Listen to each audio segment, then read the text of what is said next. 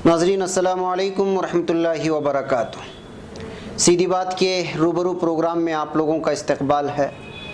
नाज़रीन, जैसा कि आप लोग जानते हैं कि हमारी स्टूडियो से आपको मुख्तलिफ़ किस्म की शख्सियात से आपसे रूबरू कराते रहते हैं, और ये जो सीज़न चल रहा है 2019 पार्लिमानी इंतखाबात का, इस पस मंज़र में हम लोगों ने बहुत सारी शख्सियात को आपके रूबरू करवाया। बिलखुसूस शहर बेंगलुरु में सेंट्रल का जो इलाक़ा है, वहाँ से कांग्रेस ने मुस्लिम उम्मीदवार को टिकट देने के बाद बेंगलुरु में वो जो हल्का है वो बहुत ही ज़ेर बहस है, ज़ेर मौजू है, और मुख्तलिफ़ किस्म के जो है फ़िक्री ख़यालात और मुख्तलिफ़ किस्म की जो है अलग अलग चीज़ें हम लोगों के सामने आ रहे हैं, और ये बातें आप लोगों के भी सामने आ चुकी हैं। आज एक और शख्सियत मेरे साथ हमारी स्टूडियो में मौजूद है, जिनको शहर बेंगलुरु के लोग जो है सैयद मुजाहिद के नाम से जानते हैं। ये नॉमिनेटेड कारपोरेटर से ज़्यादा जो है एक समाजी कारकुन की हैसियत से पहचाने जाते हैं, और बिलखुसूस हमारा जो हल्का है शिवाजी नगर, फ्रेज़र टाउन, यहाँ आसपास का इलाका जहाँ पे मुस्लिम अक्सर आबादी है, वहाँ पर ये बहुत ही पहचाना जाने वाला चेहरा है। आज हम इससे मुख्तलिफ़ किस्म के सवालात पूछेंगे जो सियासी भी होंगे, समाजी भी होंगे। तो मुजाहिद साहब, आप तो मशहूर हैं कि आपका मैं तारुफ़ करवाऊँ, लेकिन मैं डायरेक्ट सवाल पे आता हूँ। तो क्या हालात चल रहे हैं बेंगलुरु सेंट्रल के, बेंगलुरु के पार्लिमानी इंतखाबात चल रहे हैं इस वक्त? अल्लाह का करम है कि हमारे सेंट्रल हल्के से रिजवान अरशद साहब को टिकट मिला है, और हमारी खुशकिस्मती के एक नौजवान कैंडिडेट हमारे सामने आया है, और माहौल भी उसी तरीके का बना है कि इस बार एक सेकुलर लीडर को लेके आना है। जिस तरीके से झूठे वादे और झूठे बातों में ही 5 साल गुजर गए हमारे मोदी साहब के, तो उस लिए आवाम परेशान है और कारोबारी परेशान है, और उसके साथ साथ खुद सियासतदान परेशान है नरेंद्र मोदी साहब से। तो उसका पूरा बेनिफिट हमारे सेंट्रल कॉन्स्टिट्यूंसी के और कांग्रेस पार्टी के हो, कहीं भी जो सेकुलर ज़हनियत रखते हैं उनको फ़ायदा मिलेगा। और हम खासकर तवज्जो इधर इसलिए इनको दे रहे हैं कि रिजवान अरशद साहब को के सेंट्रल से टिकट मिली है, एक ही मुसलमान को मिली है 28 में से एक। तो हमारा ये फ़र्ज़ बनता है कि कम से कम हम हमारी कौम की एक इज़्ज़त भी बचाने का सवाल आ गया है। अभी 28 की जगह हम एक भी नहीं बचा पाएंगे तो हमारा वजूद ही नहीं रहेगा। तो इसी हिसाब से हम सेकुलर ज़हनियत रखने वालों से, ईसाई भाइयों से और हिंदू भाइयों से सबसे गुजारिश कर रहे हैं कि हमको इस बार रिजवान अरशद को वोट डालकर हम रिजवान अरशद को कामयाब करने की लेकिन आपकी जो है ये बताया जा रहा है, बहुत सारी चीज़ें आ रही हैं कि बेंगलुरु सेंट्रल में प्रकाश राज मजबूत दावेदार महसूस किए जा रहे हैं, माइनॉरिटी उनके पीछे हो गई है। क्या ऐसा ही नहीं है? प्रकाश राज को ये 2-3 महीने से पहले प्रकाश राज को सिर्फ स्क्रीनों पे देखते थे हम, फिल्मी।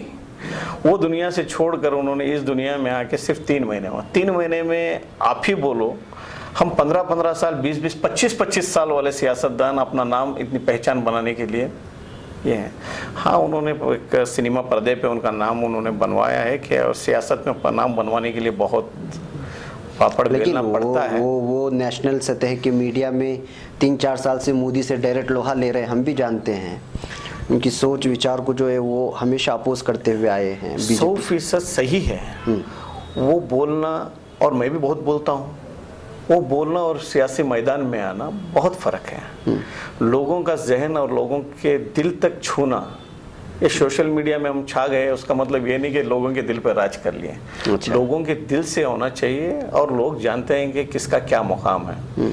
और रिजवान अरशद को मैं इसलिए बोल रहा हूँ कि उनको नौजवानों यूथ कांग्रेस के अंदर उन्होंने प्रेसिडेंट रहा, और पूरे कर्नाटक के सूबे सूबे जानते हैं, और हर नौजवान उनके साथ जुड़ा हुआ है। और उनकी खुशकिस्मती ये भी है कि वो राहुल गांधी के बहुत करीब हैं। लेकिन उनके ऊपर इल्ज़ाम ये है कि वो हारने के बावजूद भी जो है अपने हल्के में जाके काम नहीं किया है ज़मीनी नहीं, ये 100% गलत बात है। और जिसने भी ये बात बोला होगा वो बहुत बेजिम्मेदाराना बयान दिए होंगे शायद क्या, मैं यकीन के साथ बोलता हूँ। जैसे इन्होंने हारे तो पूरे 5 साल लोगों के बीच में रहे, और लोगों के दुख दर्द में शामिल रहे। अच्छा काम हो या किसी के घर में कुछ हादसा हो, वो सबसे पहले पहुँचे। हर कौम के साथ। और जो एमएलसी बनने के बाद जो उनके बजट में उनके लिए जो फंड मिलता है उससे कई ज़्यादा लोगों के पास अपनी जान पहचान रहने के वजूद में, और उन लोगों से एमएलए हो, एमएलसी हो, एमपी हो, उनके ग्रांट्स में भी हिस्सा मांग कर लेके आए कि इन्होंने अपने हलकों में जितने इनके कंस्टिट्यूंसी में आते हैं उन लोगों के बीच में खर्च किए हैं। अच्छा, एक बात ये तो सवाल सही है कि आपने मैदानी सतह में काम किया होगा। खैर, मैं ये जानना चाहता हूँ कि क्या मकामी कुछ लीडरान जैसे रोशन बेग साहब हैं और जॉर्ज वगैरह हैं जो हमारे सरवगना नगर के जो एमएलए वगैरह हैं, ये लोग क्या नाराज़ हो रहे हैं? क्योंकि अभी न्यूज़ 18 की एक हमने रिपोर्ट देखी कि उसमें जो है वो नाराज़ नज़र आ रहे हैं, खुलकर काम नहीं कर रहे हैं रिजवान अरशद के लिए। और रोशन बेग साहब का एक बयान भी आ गया है जो बड़ा मुश्किल नज़र आ रहा है हमको। मैं इस बात पे ज़्यादा बहस करना नहीं चाहता, लेकिन फिर भी मैं, आपने सवाल कर लिया तो मैं आवाम के सामने हूँ, मुझे जवाब देना बहुत बड़ी जिम्मेदारी बन गई है, मैं दूंगा। रोशन बेग साहब काम नहीं कर रहे हैं, ये गलत बात है, काम कर रहे हैं और उनके कारपोरेटर्स भी काम कर रहे हैं। हाँ, नाराज़ी उन्होंने अखबार पे जो जताए वो ये वक्त सही नहीं था जो वक्त पे उन्होंने वो नाराज़गी जताए हैं। उनको ये काम करना चाहिए था कि भाई जब वो एमएलए इलेक्शन हुआ उस टाइम पे ही इन्होंने इनकी नाराज़गी जता देना चाहिए था कि भाई जिस तरीके से मुस्लिम आबादी है, 1 करोड़ या 90 लाख मुसलमान हैं, उसकी तादाद के हिसाब से हमको बेंगलुरु सिटी में 50% आबादी वाले हलकों में एमएलए को सीट दिलवाना था। उस टाइम पे इनकी ये बयान, आज जो 3 सीट दे सकते थे आज 1 पे ही ख़त्म कर दिए मुसलमानों को बोलकर, जो इन्होंने आज आवाज़ उठाई, ये आवाज़ उस टाइम पे उठाते तो बहुत मुनासिब होता। क्योंकि उस टाइम पे अगरचे वो आवाज़ उठा लेते तो कम से कम 3 एमएलए को और टिकटें मिल सकती थी। हमारे हेब्बार हल्के से भी मिल सकती थी और आके जयनगर से मिल सकती थी और चिकपेट से मिल सकती थी, क्योंकि 50% आबादी वाले इलाके हैं। तो उन्होंने इस टाइम पे आवाज़ उठाकर, मेरे नज़रिए से मैं बोलता हूँ, मैं बहुत छोटा इंसान हूँ, क्योंकि उनका सियासी 40 साल का तजुर्बा रहा है और उन्होंने जो कुछ भी बोला होगा और सोच समझ के ही बोला होगा उन्होंने। और मैं ये चाहता हूँ कि, और मेरी समझ ये बोलती है कि ये वक्त गलत है, इस टाइम पे उनको ये स्टेटमेंट नहीं देना चाहिए था। हाँ, देते तो 6 महीने पहले देना था या फिर इलेक्शन के बाद देकर मुसलमानों का हक मांग के देते, तो उसके अंदर हम बहुत खुशकिस्मत वाले होते। और वो काम नहीं किए और आज जाके हम 3 सीट मांग रहे हैं, ये हमारा हक है। उन्होंने एक बात बोले कि भाई पूरे जीतते 28 की, ये तो यकीन नहीं है। हाँ, 100% ये यकीन नहीं है। तो हम भी यही चाहते हैं कि भाई पूरे ये भी हमारे 3 सीट मिल जाते तो 3 में से 1 हारती, 2 तो और जीतते। जी 80 लाख या 90 लाख मुसलमान कांग्रेस को वोट दे रहे हैं, सही बात है। उसके अंदर ये एमपी, ये हम भी कहीं ना कहीं थोड़ा नाराज है, लेकिन ये नाराजगी जताने का वक्त नहीं है। हमारे सामने चुनाव आ गया है, 3-4 दिन में वोटिंग है, तो हमको हमारी नाराजगी अपनी जगह रख कर पार्टी से नाराज़ होना ये हर एक की बात है, लेकिन नाराज़ होकर इसको हम स्टेटमेंट में बदल देना ये गलत है। हम हमारा हक मांगने में नाकाम हैं, ताकि पार्टी से हम हमारा हक नहीं दे बोल के हम उधर जाके वो पार्टी के ऊपर नाराज़गी, इसका फ़ायदा उठा रहे हैं ना लोग, फ़ायदा उठा रहे हैं कि जो है कई सारे लोग रिजवान अरशद को सपोर्ट नहीं कर रहे हैं। अभी आप ही ने देखा कि सरदार कुरैशी साहब आए हमारे स्टूडियो में, उन्होंने डायरेक्ट हिमायत कर दी। और फिर इंडियन नेशनल लीग के कुछ रियासती सदस्य आए, वो कहे कि हम जो है प्रकाश राज साहब के साथ जा रहे हैं। इसके अलावा भी एक सवाल आपसे ये है कि आप चूँकि ज़मीर अहमद साहब से चिपके रहते हैं, उनके साथ रहते हैं, उनके काम वगैरह जानी पहचानी शख्सियत हैं आप उनके साथ में। अभी हाल ही में हमारे यहाँ पे एक आए थे एक हज़रत, उन्होंने जो इल्ज़ाम लगाया कि गलत का पैसा आखिर कहाँ से आता है कि जो है आप लोगों को उम्रा कहीं से भेजते हैं, कहाँ से, क्या मतलब क्या है इसका, मुझे आप समझाइए।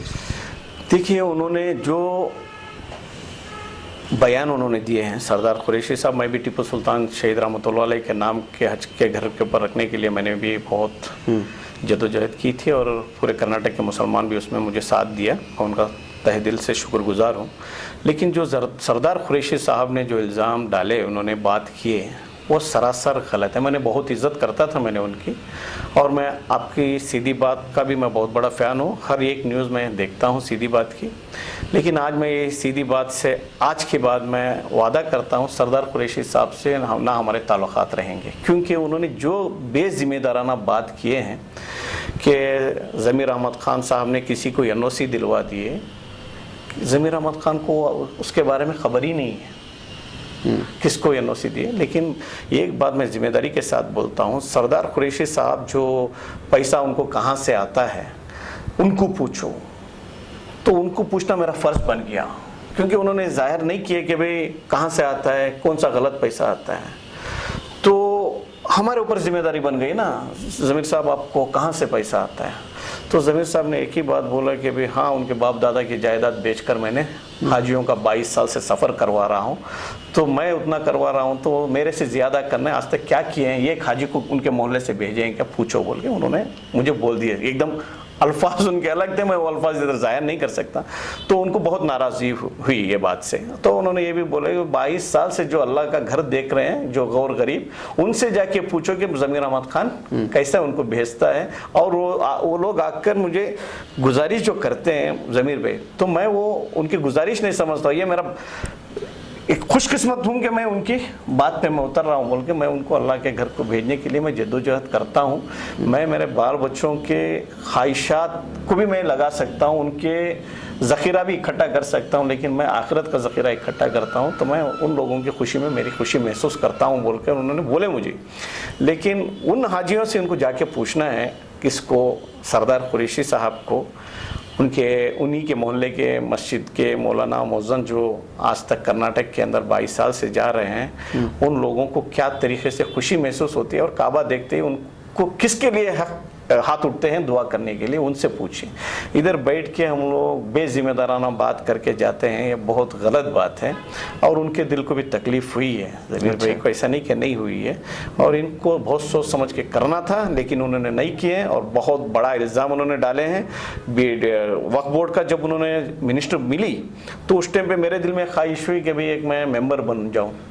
तो हमारे मिनिस्टर थे, तो मैंने कहा साहब मुझे मेंबर तो बनाओ साहब। तो उन्होंने मुझे सीधे सीधे बोले, मुझे तो क्या बात कर रहे रे, तू मेरे साथ इतने कम से कम 3 साल हो गए तो लग के, मेरी आदत तेरे को नहीं मालूम है क्या। बोले क्या है ऐसा, क्या गलत कर दिया। मैं वो सोच में लग गया, नहीं देख, वक्फ बोर्ड अल्लाह की अमानत होती है। गौर गरीब को सखावत करने के लिए हमारे बड़े बुजुर्गों ने और अल्लाह को मानने वाले देखे क्या कहें कि अभी ये हमारे वक्फ कर दिए हैं, कौम के काम आ जाए।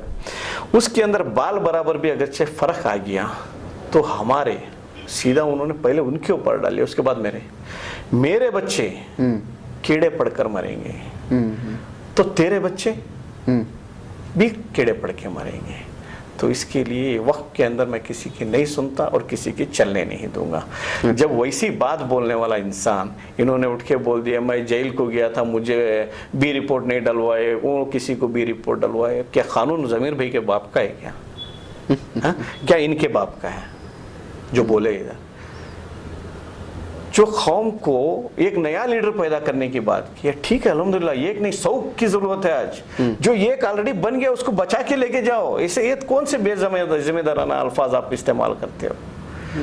उनको किसका क्या पड़ा है, किसको एनओसी दे दे, तो उसमें ज़मीर भाई को क्यों लेते हैं? कोई प्रॉपर्टी पकड़े मिनिस्टर, भाई दिमक पकड़ लिए, 70-80 साल से दिमक लग गई है फाइलों को। 6-7 महीने अभी मिनिस्टर बन के पूरे 70 साल का जखीरा 7 महीने में क्लियर कर देंगे क्या? अच्छा। उनके सामने जैसे वो मिनिस्टर बने, 1 से 10 इलेक्शन आ गए, हावेरी के मिनिस्टर बन गए, जिम्मेदारी बहुत बढ़ गई। अच्छा। जो बचा कुचा टाइम मिल रहा है वो वक्फ बोर्ड में गुजार रहे हैं। जो हो सकता है उसके पीछे कोशिश कर रहे हैं। अब तक किसी ने बनाया नहीं 70 साल का जखीरा। 40 प्रॉपर्टियों की खाता बना दिए 6 महीने के अंदर। अच्छा। 40 प्रॉपर्टियों की, अरबों रुपए की प्रॉपर्टी। ये सब दिखाई नहीं देता। हाँ चलो ठीक है, आपके पास ऐसा कोई एक सबूत है, इन्होंने इसके अंदर ये गलत करके पैसा लिए हैं, इस पैसों में उमरा को भेज रहे हैं, तो कम से कम लेके आओ ना। आज प्रकाश राज को आप लेकर घूम रहे हो सियासत के अंदर, ठीक है आपके साथ काम किया होगा, लेकिन आपके साथ आपकी कौम खड़ी रहेगी? आप इस तरीके बेजिम्मेदाराना बयान देंगे तो आपका फर्ज बनता है लोगों को इकट्ठा करो। जो कौम के सामने आया है लीडर बन के, उसकी ये करो, बड़े हैं, बुजुर्ग हैं, आपकी बातों से सामने वालों को सीख लेना है। आपकी बातों के ऊपर आपसे नफरत, देखो मैं ही नफरत कर रहा हूं, क्यों? बेजिम्मेदार बात।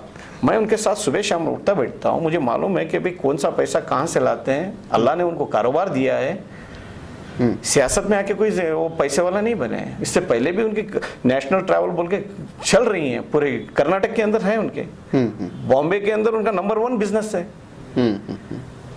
हम भले वो सवाल आपसे कर सकते हैं, मैं टीपू सुल्तान का बर्थडे मैंने किया बोले एक आदमी का, भाई वही आप वही बोलो 2 बकरे कटा के लेके आए क्या, इतना पूछ सकता हूं आपके ऊपर, क्योंकि आपका कारोबार उतना बढ़ चढ़ के नहीं दिखाया।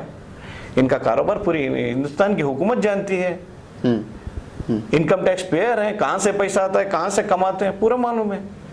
या फिर आपको कुछ मालूम है तो हमारे सामने लाइए, हम भी आपके साथ शामिल होकर सवाल करेंगे। सही बात है, सही बात है। अच्छा खैर चलिए, आपने तो उसका जवाब दे दिया है। अब आपसे मेरा सवाल है कि आप ये ईश्वरप्पा को क्या जवाब दे दिए सोशल मीडिया में आप? हाँ, बीजेपी वालों को आप आड़े हाथों ले लिए, कई लाख लोगों ने देख लिया उस वीडियो को। देखिए, हर एक चीज का एक ये होता है, बच्चे हैं तो बच्चे का बाप रहता है, पार्टी है तो पार्टी को बनने वाला बड़ा एक लीडर बन के रहता है। तो इसी तरीके से सिलसिला चलता है। बड़े छोटे अल्फाज में आपको समझा देता हूँ।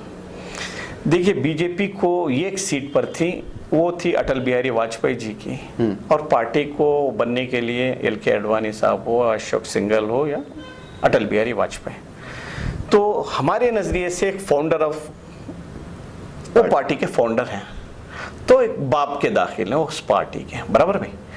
आज वो पार्टी के लोगों को एकदम साइडलाइन करके 70 साल तक हमने हिंदुस्तान को कुछ नहीं किया, 70 साल बाद एक लीडर मिला है, वो हमारे नरेंद्र मोदी साहब। 70 साल के अंदर नेहरू जी भी आए, कई ऐसे लीडर्स आए, कई प्राइम मिनिस्टर्स बन गए, उसके अंदर इन्हीं की पार्टी के फाउंडर बीजेपी के अटल बिहारी वाजपेयी थे। आज वो वाजपेयी को भी हटा दे रहे हैं, यही नरेंद्र मोदी बोल रहे हैं।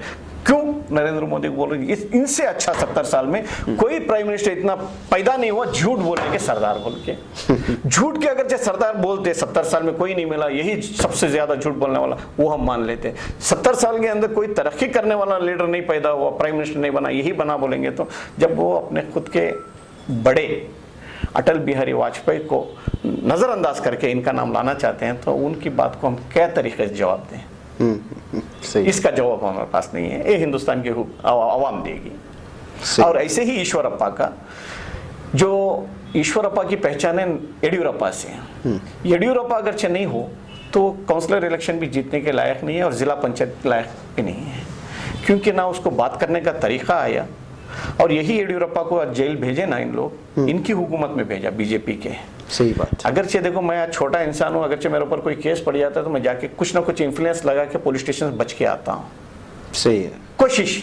ये हुकूमत उसकी होने के बावजूद उसके सबूत वो मिटा नहीं सका, उसको जेल का मुंह देखना पड़ा। क्यों? वो पार्टी के अंदर एक माई बाप बन के था बड़ा, उसको खत्म करने के लिए यही ईश्वरप्पा ने उस टाइम पे कौन सी कम्युनिटी का अपोजिशन लीडर था, इन्हीं की कम्युनिटी का था। जो कुछ भी सबूत चाहिए थे वो सबूत मुहैया यही इन्होंने ही करवा के उसको नीचे गिराया, क्योंकि डबल स्टैंडर्ड आदमी है ये। एक बार इसके और एक वीडियो भी मैंने देखा, किसी मुसलमान के घर पे जाकर, नहीं मैं इलेक्शन के टाइम पे बोला हूँ अब वो छोड़ो, अब आप मिल के मेरे साथ काम करो बोल के इसने दावत दिया है, वो भी वीडियो मेरे पास है। अच्छा। एक जगह बोला है कि भाई मुसलमान आके बीजेपी के अंदर ऑफिस कचरा जाना, भाई क्यों भाई, क्या इसी हमारे से इम्तिहान लेना चाहता है क्या? तेरे घर के कुछ मतलब इकबाल अंसारी को कुछ दामाद बनाना चाहता है क्या? तो इतना बड़ा इम्तिहान लेना चाह रहा है, तेरे 10 साल तेरी ऑफिस झाड़ो। सही बात। अगर ऐसे कुछ ख्वाहिश हो तो उनको भी अगर ऐसे कुछ, हाँ अगर मुझे ये भी कुर्बानी दूंगा, मुझे वो चीज़ हासिल करना है बोल के इकबाल अंसारी साहब के दिल में होता तो वो झाड़ते। उन्होंने बोल दिया कि भाई नहीं हमको नहीं चाहिए, वो ऑलरेडी शादीशुदा थे। तो मैंने बोला कि भाई अब्बास अली नकवी हैं और शहनाज हुसैन हैं कि भाई आपके पार्टी के ही दामाद हैं, ऐसी कोई आपका नजरिया है इकबाल अंसारी साहब को भी आप दामाद बनाना चाहते हैं तो उनकी शादी हो चुकी है, आप उनको भूल जाओ बोल के मैंने बोला बस। सही बात है, सही।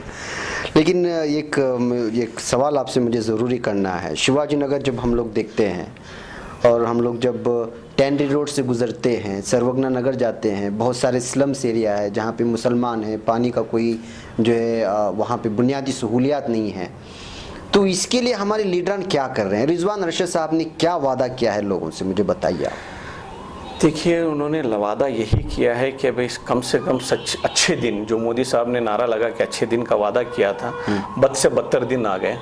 तो हम कोशिश करेंगे वो अच्छे दिन लेकर आने की। और इस हुकूमत के अंदर जो जितना जुल्म ख़ासकर मुस्लिम और दलितों ने सहाया है, हम अल्लाह का करम है हम इस शहर में बैठे हैं, तो इधर एक सेकुलर हुकूमत होने की वजह से किसी एक भाई के ऊपर जानलेवा हमला नहीं हुआ, ये अल्लाह का करम है। लेकिन जो उत्तर प्रदेश की हालत देखेंगे तो हमको सिर्फ आंसू के सिवा कुछ नहीं आता। जैसे उत्तर प्रदेश का नाम सुनते हैं तो आंखों से आंसू आते हैं। सही बात। वो जुल्म उधर अपने माँ बहनों ने उठा लिया है, घर के जवान बच्चों को खो दिए हैं। आज उनके घरों के अंदर चूल्हा सिलगाने वाले कौन लाकर डालता है नहीं डालता है उसका भी एहसास कर नहीं सकते, उसका अंदाज़ भी नहीं लगा सकते। तो उन हालातों को देखकर आज हम लोग इधर एक होकर इकट्ठा होकर ये फ़िरका परस्त ताकतों को दूर रखेंगे तो ये हमारे लिए और मुल्क के लिए, ख़ासकर मुल्क के लिए, और जो सेकुलर ज़हनियत रखते हैं और कमज़ोर तबक़ात हैं उनके लिए एक फ़ायदेमंद साबित होगा। और ये फ़िरका परस्त ताकत को और जो हमारे प्राइम मिनिस्टर नरेंद्र मोदी हैं उनको ख़ासकर बंद कर देंगे तो आने वाले दिनों में हिंदुस्तान की इज़्ज़त और बढ़ जाएगी। ताकि एक झूठा ख़त्म हो गया तो सच के ऊपर बात चलेगी तो अच्छी रहेगी बोलकर पूरी दुनिया हिंदुस्तान से हाथ मिलाने में कामयाब रहेगी। शुक्रिया, आपके बहुत सारे सवालात के जवाब दिए आप, लेकिन मेरा जवाब सही नहीं दिया आप ये आखिरी सवाल का। मैं चाह रहा हूँ कि लोगों के मसाइल हल हो, शिवाजी नगर के रास्ते ठीक नहीं है। इंशाअल्लाह इस बार रिजवान अरशद साहब भी आ जाएं और रोशन बेग साहब भी अभी बड़ी फुर्सत में हैं, तो थोड़े रास्ते कुशादा हों, रास्ते भी कुशादा होंगे और रोशन बेग साहब भी टेंडी रोड के भी हालात सुधर जाएं। क्योंकि हर बार रोशन बेग साहब को मिनिस्ट्री मिलती तो उनको बाहरी दौरा करना पड़ता था, तो उस हिसाब से तवज्जो घर के तरफ नहीं दिए हैं। और इस बार वो मिनिस्ट्री नहीं मिलने की वजह से पूरी मैं समझता हूँ बाहर के तवज्जो से बचकर अपने मोहल्ले में पूरे वक्त निकाल कर पूरी कोशिश ये करेंगे इंशाअल्लाह कि शिवाजी नगर का हल्का आने वाले 5 सालों में। इसलिए कि मैं ये सवाल इसलिए पूछ रहा हूँ कि नाराज़ी इस वजह से नहीं है कि हमारे कौम का या हमारे कौम का नहीं है। बुनियादी तौर पे जब मसाइल हल नहीं होते हैं और वो भी साल हा साल गुजरने के बावजूद, तब जो है लोग नाराज़ होते हैं, उनका होना भी लाजमी है। आज अगर कुछ लोग जो है वो अगर प्रकाश राज की तरफ झुकाव है जिस तरह कहा जा रहा है, तो भी वो यही मसाइल हो सकते हैं जहाँ तक हमारा। देखिए, मैं इस चीज़ को मैं फिर से आपके सामने बोल दे रहा हूँ, प्रकाश राज का नाम आप हटा दीजिए। अच्छा, प्रकाश राज को आज की तारीख में वोट देना वो बीजेपी को वोट देने जैसा है। अच्छा, प्लीज़ अब इस बात को आवाम को भी मालूम होना चाहिए। प्रकाश राज अगरचे जीतने वाले होते हैं तो हम भी उनके पीछे भागते हैं। अच्छा, क्योंकि आज हमारा वोट एक वोट 100 वोट के बराबर है जी। तो उस हिसाब से कम हमारी कौम की इज्जत हमको लाज रखनी है। 3 की जगह 1 सीट मिली है, अगर वो सीट भी हम नहीं बचा पाएंगे तो हमारे ऊपर लानत भेजेंगे दूसरी कौम। 28 उनके चले गए, 27 चले गए, एक भी मुसलमान को नहीं भेज पाए, तो ये आपकी कौम का कसूर है, हमारा कुछ नहीं है बोल के वो भी टोकरा हमारे ही सर पे बिठाएंगे। तो इधर प्रकाश राज का सवाल पैदा नहीं होता, उसको ये वोट जाना भी ये बीजेपी को वोट डालने जैसा है। तो ये बहुत जिम्मेदारी के साथ मैं बोल रहा हूँ, हम कांग्रेस को वोट देकर, इधर कृष्ण बैरागोडिया को भी वोट देकर, इधर हरिप्रसाद को वोट देकर इंशाल्लाह इस बार बेंगलुरु सिटी के तीनों MP कांग्रेस के रहेंगे। अच्छा, मैं बहुत दावे के साथ बोल रहा हूँ। ठीक है नाजरीन, आपने देखा सारी चीज़ें आप लोगों के सामने आ गई। मुझे ज़रूरी था कि रिजवान अरशद साहब को आपके रूबरू करा था, लेकिन वो मसरूफियात में हैं, इस वजह से जो उनके तर्जुमान कहें या ज़मीर अहमद साहब के तर्जुमान कहें, यह हमारी सहाफ़ती ज़िम्मेदारी है कि हर किस्म की फ़िक्रों को और ख़यालात को आप लोगों के सामने रखें, ताकि जब आप कोई फ़ैसला ले तो वो सही फ़ैसला ले सके। मुझे और हमारे मुजाहिद भाई को यहाँ पर इजाज़त दे। इंशाअल्लाह अगले रूबरू के किसी प्रोग्राम में आपसे किसी और शख्सियत से रूबरू कराएंगे। अस्सलामु अलैकुम रहमतुल्लाहि व बरकातुहू।